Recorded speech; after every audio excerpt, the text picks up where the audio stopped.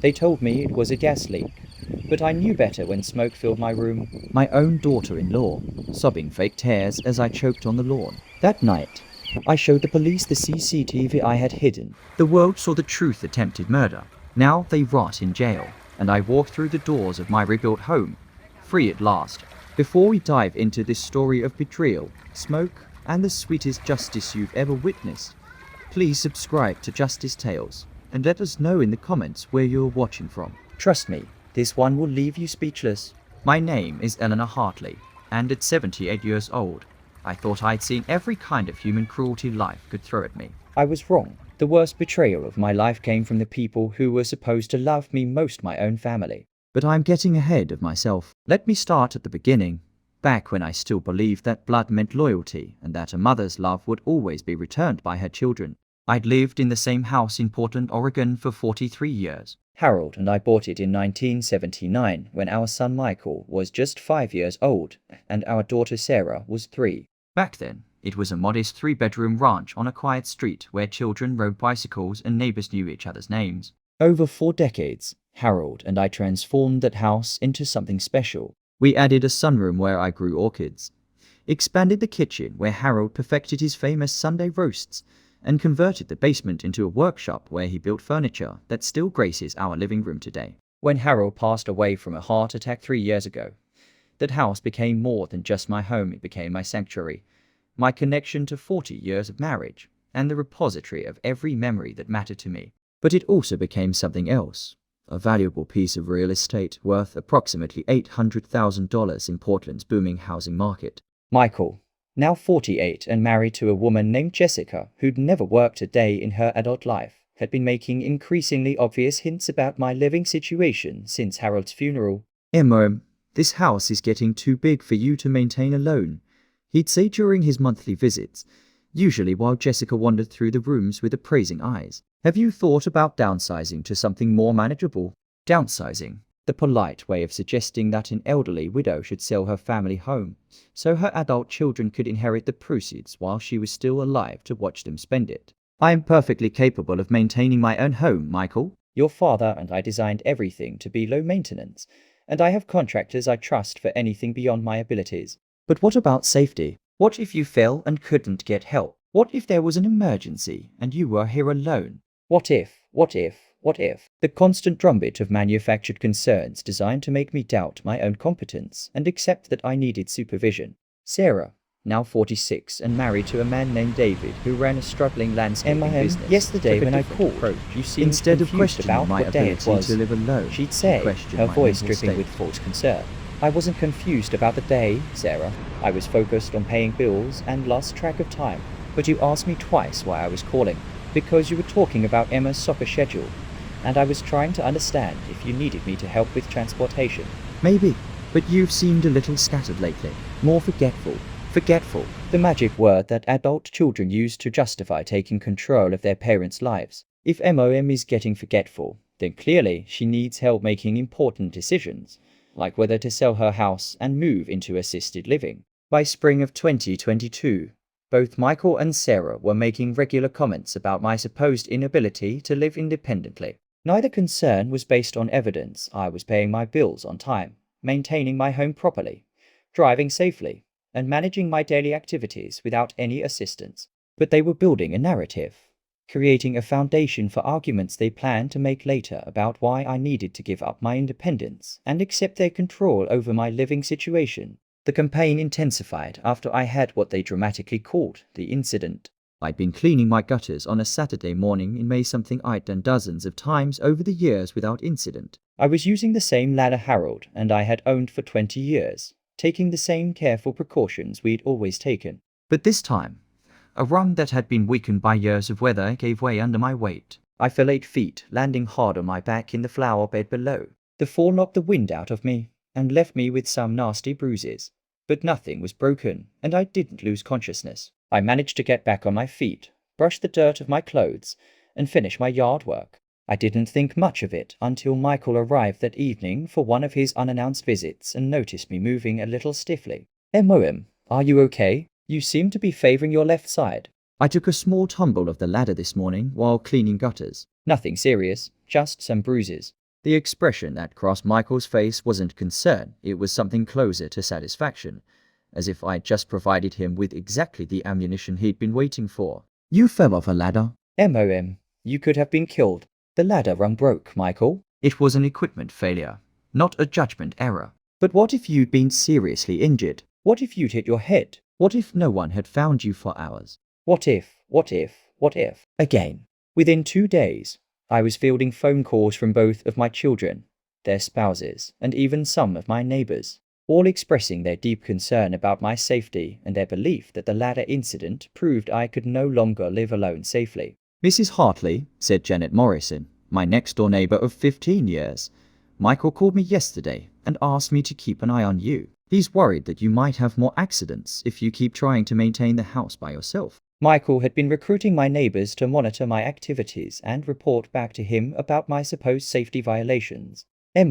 Sarah said during one of our weekly phone calls, David and I have been talking, and we think it might be time to look into some assisted living options. Not because you need help now, but as a precaution against future problems. Future problems? Like the problem of me continuing to live independently in a house they wanted to inherit. By summer, the pressure was constant and coordinated. Michael would visit and point out maintenance issues that I supposedly couldn't handle alone. Sarah would call and express concern about my isolation and lack of daily social interaction. Jessica would drop hints about beautiful retirement communities where I could make new friends and enjoy organized activities. All of them were careful to frame their suggestions as being motivated by love and concern for my well-being. None of them mentioned the $800,000 house that would become available if I could be convinced to move into assisted living.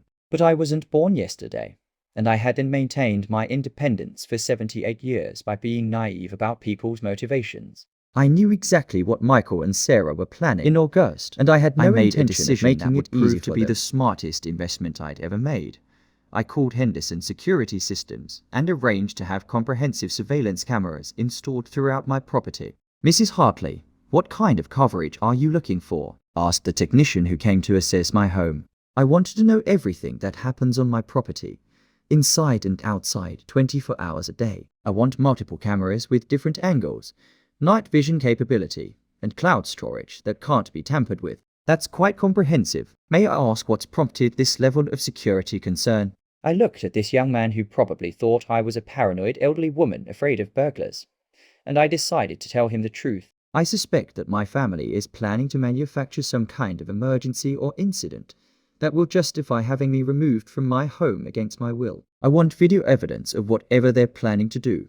The technician's expression changed from polite professionalism to genuine concern. Ma'am, if you believe your family might try to harm you, you should contact the police or adult protective services. I don't have proof yet, just suspicion based on their behavior and comments. But when they make their move, I want to be ready. He nodded with understanding. We'll set you up with the best system we have. Multiple cameras inside and outside, motion detection, audio recording, automatic cloud backup, and mobile access so you can monitor everything from anywhere.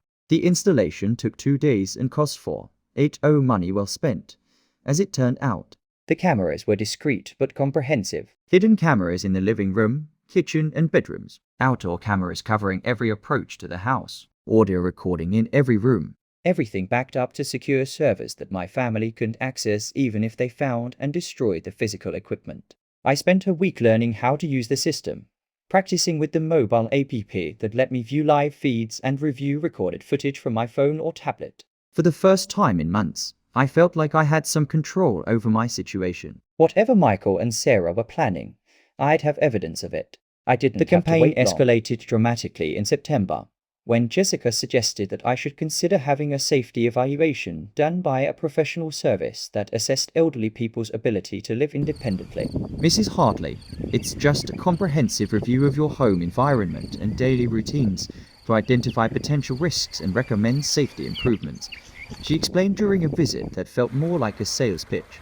What kind of professional service? It's called Senior Safety Solutions. They specialize in helping families make informed decisions about elder care and living arrangements. Senior Safety Solutions. I'd never heard of them, but a quick internet search revealed that they were owned by a company that also operated assisted living facilities throughout the Pacific Northwest. They weren't safety evaluators, they were marketers whose job was to identify safety concerns that would justify moving elderly people into their facilities. I'm not interested in having strangers evaluate my competence to live in my own home. But Michael chimed in. What if they identify simple improvements that could make you safer? What if they suggest modifications that would let you stay here longer? Stay here longer, as if my residence in my own home was temporary and subject to approval by people who had financial interests in convincing me to leave. I've lived in this house for 43 years, Michael. I think I understand its safety characteristics better than any consultant. I didn't have to wait long to see what they were planning. The crisis came on a cold December morning. Exactly 3 months after I'd installed the security cameras that would ultimately save my life and send my family to prison. I woke up at 6:30 a.m. to the smell of smoke. At first, I thought it might be coming from outside, perhaps a neighbor burning leaves or debris in their yard. But as I became more alert, I realized the smell was stronger in my bedroom than it should be if the source was external. I got out of bed and walked toward my bedroom door, where the smoke smell was most concentrated. That's when I noticed something that made my blood run cold. Thin wisps of smoke were seeping under my bedroom door from the hallway. My first instinct was to open the door and investigate, but 43 years of fire safety awareness stopped me. If there was a real fire in my house, opening the bedroom door could create a dangerous backdraft or expose me to toxic smoke inhalation. Instead, I went to my bedroom window and looked outside to see if I could determine the source of the smoke. What I saw in my driveway made me realize that this wasn't a random house fire, it was a carefully planned attack. Michael's car was parked at the end of my driveway with the engine running. Jessica was standing beside it, talking animatedly on her cell phone. Both of them were dressed and alert at 6:45 a.m., as if they'd been expecting something to happen. Sarah's car was parked across the street, and I could see her sitting in the driver's seat, also on her phone, also waiting for something. They were all here, positioned around my house at dawn, ready to respond to an emergency that hadn't been reported yet. That's when I understood what was happening. The smoke wasn't from an accidental fire, it was being generated intentionally, probably from the basement or crawl space. Designed to fill my house with enough smoke to trigger a call to the fire department and justify my immediate removal from the property. I grabbed my phone and opened the security camera app I'd learned to use over the past 3 months. What I saw on the cameras confirmed my worst suspicions and gave me evidence that would ultimately destroy the people who were trying to destroy me. The basement camera showed David crouched next to my furnace with what appeared to be a smoke-generating device, the kind used for theatrical effects or pest control. He was wearing a mask and gloves, and he was systematically filling my basement with thick, artificial smoke that was rising through the heating vents into the rest of the house. The kitchen camera showed Sarah moving quickly through my first floor, checking rooms and taking photographs with her phone, documenting what would later be described as fire damage and smoke exposure. The front yard camera showed Michael pacing back and forth, repeatedly checking his watch and looking toward my bedroom window, waiting for me to discover the smoke and call for help. They weren't just staging a fake emergency, they were documenting evidence for the narrative they planned to tell authorities about how I'd nearly died because I was too confused and frail to live alone safely. But there was one thing they hadn't counted on. I was recording everything they were doing. I started screen recording on my phone, capturing video of the camera feeds that showed David generating the smoke, Sarah staging evidence, and Michael orchestrating the entire operation from outside. Then I called 911. 911, what's your emergency? This is Eleanor Hartley at 2847 Pine Street. My house is filling with smoke, but I believe it's being generated artificially by family members who are trying to force me out of my home. I have video evidence of what they're doing. There was a pause. Emergency operators probably don't get many calls from elderly women claiming that their families are staging fake house fires. Ma'am, are you in immediate danger from smoke or fire? I'm in danger from the people who are generating the smoke, but I'm safe in my bedroom with the door closed. I need police and fire department response, and I need them to know that this is not an accidental emergency. We're dispatching units to your location now. Stay on the line with me. Within 6 minutes, I could hear sirens approaching my house. Through my bedroom window, I watched Michael, Jessica, and Sarah transform from conspirators into concerned family members rushing toward my house in apparent panic about their loved one's safety. The performance was Academy Award worthy. Jessica was crying real tears, either from guilt or from fear that their plan was about to be exposed. Michael was shouting directions to the firefighters about where my bedroom was located and how to reach me quickly. Sarah was providing breathless commentary to a 911 operator about her mother's advanced age and the medical complications that might result from smoke inhalation. But I was still recording everything through my security cameras, and I was documenting the gap between their public performance and their private actions. When the firefighters reached my bedroom, I was calm, coherent, and prepared with evidence that would change everything about this situation. Ma'am, we're here to help you. Are you injured or suffering from smoke inhalation? I am fine, but I need to show you something before we leave this room. My family is staging this emergency, and I have video proof of what they've done. I showed the fire captain my phone screen, where the security camera footage clearly displayed David generating artificial smoke in my basement while Michael and Sarah positioned themselves outside to respond to the crisis they'd created. The fire captain's expression changed from routine emergency response to something much more serious. Ma'am, these are very serious allegations. Are you certain about what you're telling me? I am certain, and I have hours of recorded evidence. This isn't the first time they've tried to manufacture reasons for having me removed from my home, but it's the first time they've done something that could have killed me. The fire captain radioed for police backup and asked his crew to check my basement for the source of the smoke. What they found was exactly what the camera footage had shown: professional-grade smoke-generating equipment that had been placed next to my heating system to distribute artificial smoke throughout my house via the ductwork. The equipment was still warm. David's fingerprints were all over it, and my security cameras had recorded the entire installation process.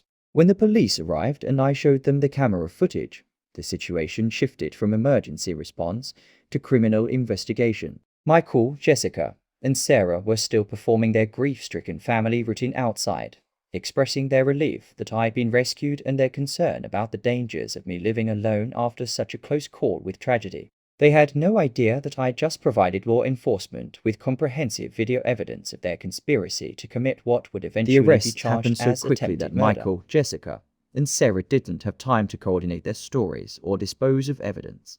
Detective Maria Santos, who specialized in elder abuse cases, reviewed my security camera footage for 30 minutes before deciding that she had probable cause to arrest all for conspirators. Mrs. Hartley, she said as we sat in my kitchen while crime scene technicians processed my basement, this is one of the most premeditated elder abuse cases I've ever encountered. They didn't just try to scare you, they created conditions that could have caused serious injury or death from smoke inhalation. What charges will they face? Attempted murder, conspiracy, elder abuse, criminal trespass, and probably several other charges once we complete our investigation. The video evidence you collected is extraordinary. It shows not just what they did, but their state of mind while they were doing it. David was arrested first, as he tried to leave through my backyard carrying the smoke-generating equipment. The police found him attempting to load the evidence into his truck, which only strengthened the case against him. Michael was arrested in my driveway while he was still giving interviews to reporters about the traumatic experience of nearly losing his mother to a house fire.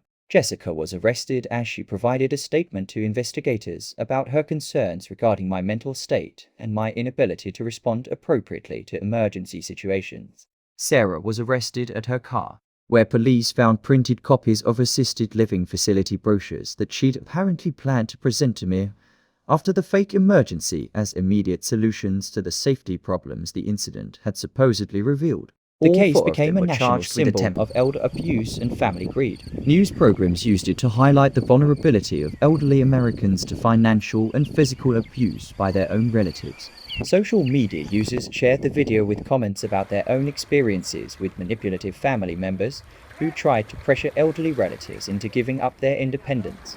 Legal experts analyzed the case as an example of how modern technology could protect elderly people from abuse that would have been impossible to prove just a few years ago. But for me, the most satisfying aspect of the case wasn't the media attention or the public vindication, it was watching Michael, Jessica, Sarah, and David finally face consequences for their systematic campaign to destroy my independence. The trial began 8 months later and lasted 3 weeks. I testified for 2 full days about the months of pressure, manipulation, and manufactured safety concerns that had led up to the fake fire incident.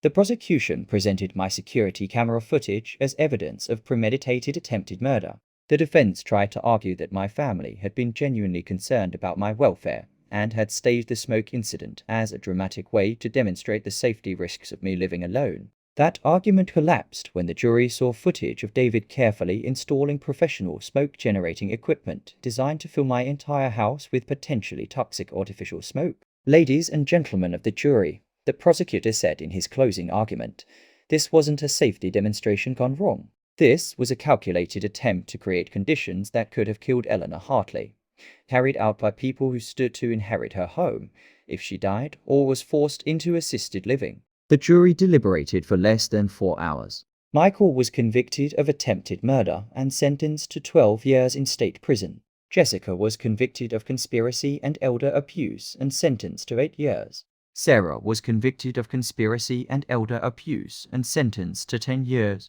David was convicted of attempted murder and sentenced to 15 years as the person who'd actually created the life-threatening conditions. All four were ordered to pay restitution covering my medical expenses, property damage, security system costs, and legal fees. The total was $127,000, which they had no ability to pay from prison. More importantly, they were permanently barred from any contact with me and from any inheritance rights related to my estate. But the real victory wasn't their prison sentences or the financial restitution. It was the knowledge that I'd protected myself through careful planning and strategic thinking when the people who were supposed to love me had tried to destroy me. The security cameras I'd installed for $4,800 had saved my life and exposed a conspiracy that could have succeeded if I'd been less prepared or less suspicious of my family's motives. Today, 2 years after the fake fire incident, I'm still living in my house on Pine Street. I've made some modifications based on legitimate safety concerns: better lighting, grab bars in the bathroom, and a medical alert system that connects directly to emergency services.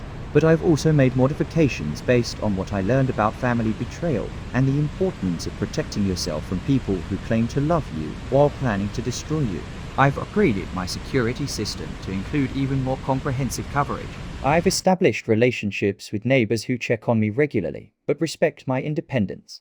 I've created legal documents that ensure my estate will go to charities rather than to family members who've proven they value money more than my life. Most importantly, I've learned that being elderly doesn't mean being helpless, that being alone doesn't mean being vulnerable, and that sometimes the most dangerous people in your life are the ones who call you MOM. The house that Michael and Sarah coveted so desperately will never be theirs. When I die, it will be sold, and the proceeds will go to organizations that help elderly people protect themselves from family abuse. They tried to force me out with fake smoke, but I lit a fire. They couldn't handle the fire of justice, evidence, and consequences that burned down their plans and exposed their true nature to the world. Sometimes the best revenge isn't getting mad. Sometimes it's getting cameras, getting evidence, and getting justice that sends the right message about what happens to people who underestimate their victims. They thought they were dealing with a confused old woman who could be manipulated and intimidated into giving up her home.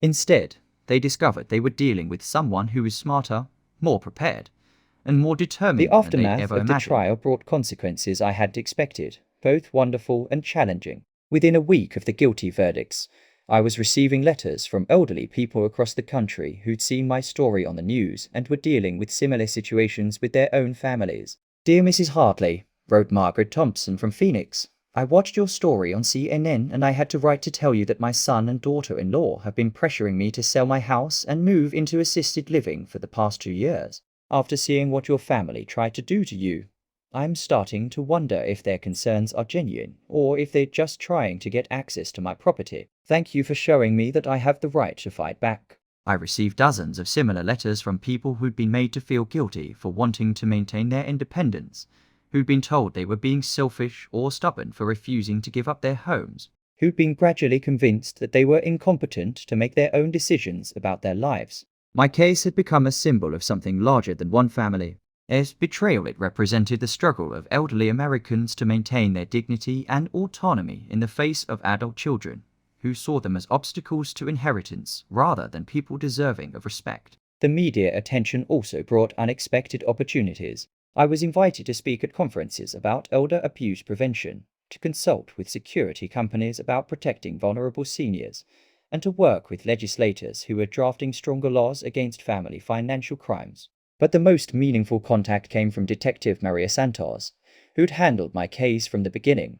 Mrs. Hartley, I've been investigating elder abuse for 15 years, and your case is the most well-documented example of family conspiracy I've ever encountered. The security footage you collected didn't just solve one crime, it's helping us understand how these conspiracies develop and how we can help other victims recognize the warning signs.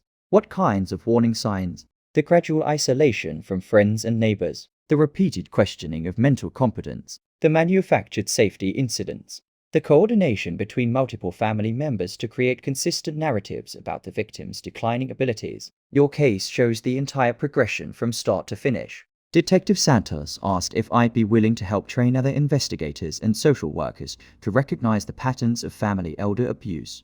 She also wanted to use my security camera footage as a training tool to show how perpetrators behave when they think they're not being observed. Your evidence shows something we rarely get to see, she explained. Most elder abuse cases involve, she said, disputes where family members claim they were acting out of love and concern. Your footage shows the difference between what people claim their motivations are and what their actual motivations are. Over the next year, I worked with law enforcement agencies in 6 states, helping them understand how to investigate complex family abuse cases and how to help elderly victims protect themselves from relatives who viewed them as financial assets rather than family members.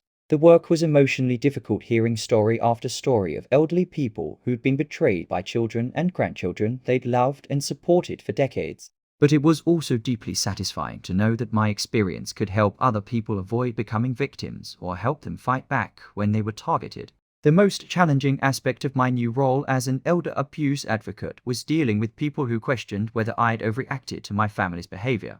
Mrs. Hartley, said one interviewer during a television appearance, some people have suggested that your children genuinely believed you were becoming unsafe living alone, and that their actions, while misguided, were motivated by love rather than greed. How do you respond to that? I respond by showing them the security camera footage of my son-in-law installing smoke-generating equipment in my basement while I slept upstairs. I said, love doesn't involve creating conditions that could cause someone to die from smoke inhalation. Concern for safety doesn't involve staging fake emergencies that require hospitalization and could cause heart But attacks couldn't or they have respiratory genuinely failure. believed that a dramatic demonstration of safety risks would convince you to accept help willingly?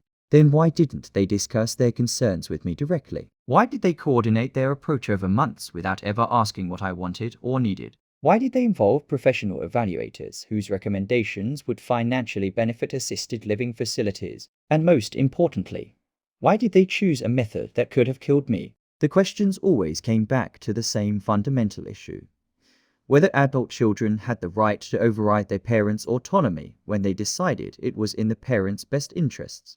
My answer was always the same.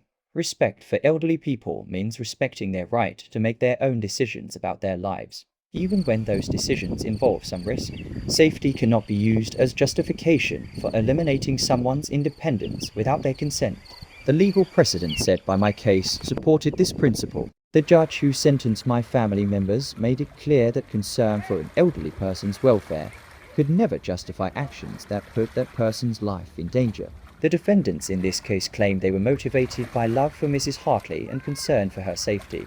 Judge Patricia Williams said during sentencing, But love does not involve deception, manipulation, and actions that could cause serious injury or death. The court finds that the defendants were motivated by financial gain rather than genuine concern, and their actions represent a profound betrayal of the trust that should exist between family members. The judge's words were quoted in news articles, legal journals, and training materials for professionals who work with elderly clients. My case became part of the legal framework for understanding and prosecuting elder abuse. But beyond the legal and social impact, I had to deal with the personal reality of what had happened to my family and what my life would look like going forward. Michael, Jessica, Sarah, and David were all serving their prison sentences at different facilities throughout the state. I'd chosen not to visit any of them or respond to the letters they sent me from prison. Some people criticized this decision, suggesting that I should practice forgiveness and work toward reconciliation with my children.